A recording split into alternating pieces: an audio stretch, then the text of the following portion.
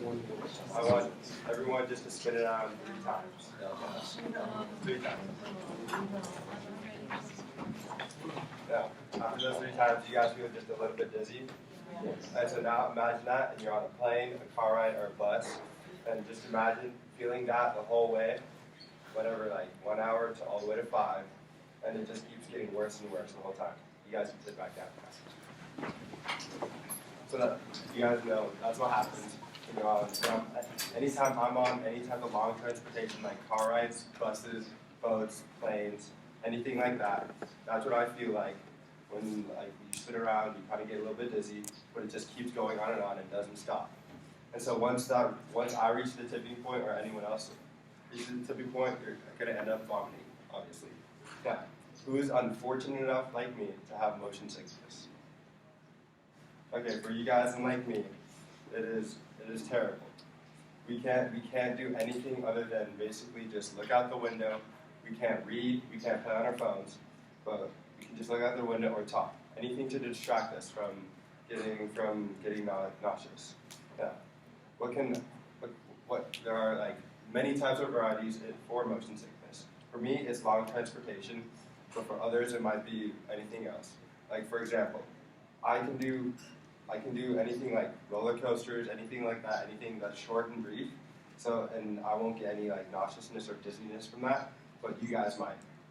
Now, well, in this speech today, I'll be talking to you guys about how we get motion sickness, like the psychology behind it, the symptoms you get from it, and how we can and prevention tips for motion sickness.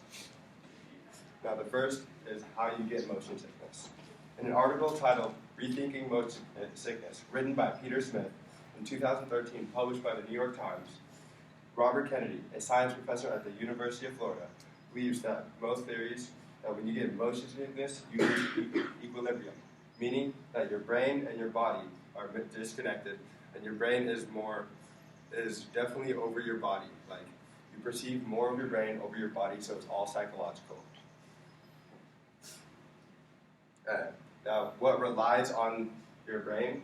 You have your eyes, you have your ears, you have your spine, and your central nervous system. Now, for the ears, you have your inner ears, which rely on motion. So anything forwards, backwards, side to side, up and down, that's what your ear perceives and gets to your brain. Then your eyes monitors the stabilization of the area surrounding you, so basically like the scenery.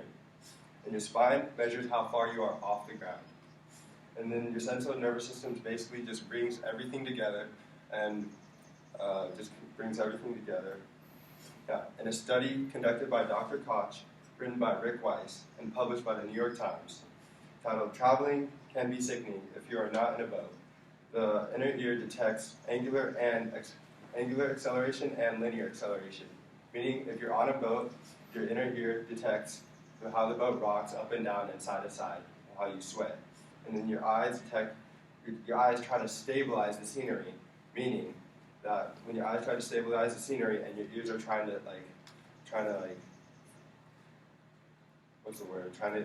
sense what's going on around you, you create a mismatch, creating that feeling of nauseousness. Also, in an article published by the New York Times, written by Hugh Muir, titled "The Taming of the Stomach," reveals that as the head tries to stabilize the motion, it also creates jerks in the neck that lead up to the head. So, like if I'm swaying on a boat and you move side to side, your neck tries to balance out your body and your brain. But that just creates your brain shaking and more dizziness. Now that I've talked about the psychological aspect of it, let's go on to the symptoms. The symptoms of motion sickness, as said by Catherine St.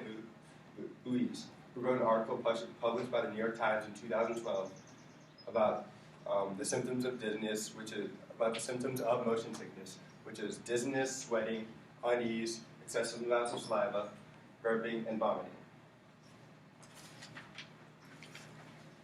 So first off, dizziness. We all know everyone can get dizzy, and you just feel bad. The next, sweating. For me, anytime when I'm on any type of transportation, I'm gonna need lots of air conditioning just because I feel like I'm in a sauna. Like let's say I'm going in a bus down to Slow, and it's like 30 degrees. Everyone will be in coats, and I'll just be like in a t-shirt and some shorts, and I'll just be like sweating, and it's bad.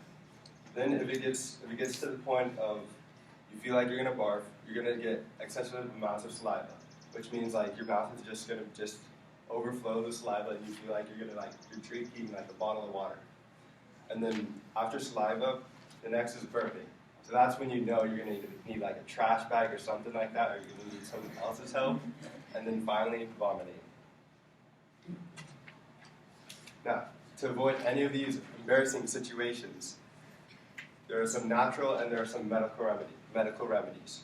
For the natural remedies, for cars, you want to be in the front, in the passenger seat, just looking out the window and just make sure you just have just you can see out the window, because basically your eyes need to see the scenery and not like you can't be in the back of like the car where it's like sways more. Also in planes, you want to be sitting up front and near window, even though it's like really claustrophobic in planes. You just have to get over it and just try to do your best. And then in boats, you want to be in the center of the boat, whether it's like a yacht or like a small boat. You want to be in the center, looking out at the horizon. Now there are also C-bands and acupuncture bands, which you put on your wrists. And I have tried acupuncture bands, but not C-bands, and they do not work. It's a placebo. But the C-bands, I've never heard of C-bands, but after researching an article published by the Los Angeles Times, Lynn Simross said that C-bands have worked on 85% of the people that use them. Now, if you don't want to use any natural remedies, you also have medical remedies or preventions. Now, in an article published by Susan Stellan, published by the New York Times in 2003, preventing that queasy feeling, you have two types of remedies. You can either use Dramamine or Bonine. And in Dramamine, Dramamine basically keeps you awake. You want to. It's for those of you, if you're like going on a trip, let's say you're going on a plane, you're going to like Europe or something, or just like across the United States. You want to use Dramamine just because you can stay awake. If you use Bonine, that is basically makes you sleepy, and you'll fall asleep obviously, and you won't feel anything. But like the next few days, you'll still feel super groggy, and you won't really be able to do any like exploring or traveling or anything like that. But for me, all these medications or natural remedies aside, I like to stick with a trash bag.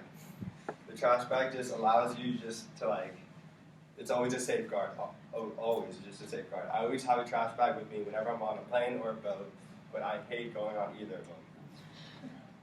But also, if you're in a position where you see someone feeling uneasy or anything like that, you want to be able to help them using distractions.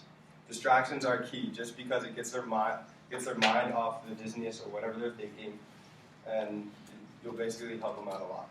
Now, for me, the best distraction you can give me is either music or rolling down the windows, but you can't do that in like play, just so you can feel the breeze. But music is definitely the best distraction.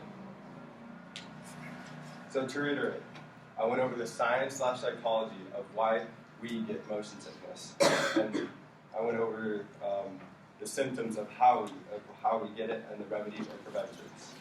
I hope this information spoken today will help you in your next situation for someone who gets motion sickness.